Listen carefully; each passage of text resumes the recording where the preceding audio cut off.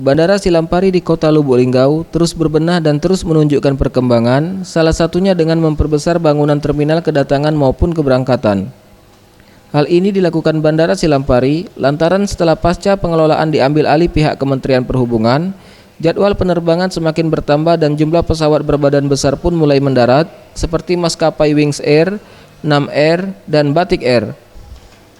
Saat ini pembangunan gedung terminal baru berjalan 65% dan rencananya akan mulai dioperasionalkan pada awal tahun 2019 mendatang. Targetkan untuk 2019 kita sudah bisa operasi. Tahun ini kita akan melakukan penyelesaian terminal. Itu sudah berapa persen itu Pak? Ya, terminal saat ini di 65% untuk sampai finishnya, nanti 35% lagi kita akan finishkan. Setiap harinya Bandara Silampari sudah melayani 3 kali penerbangan rute tujuan Lubuk Linggau Jakarta dan sebaliknya, maupun rute jurusan Lubuk Linggau Palembang sebanyak 1 kali penerbangan. Tim Liputan Sriwijaya TV.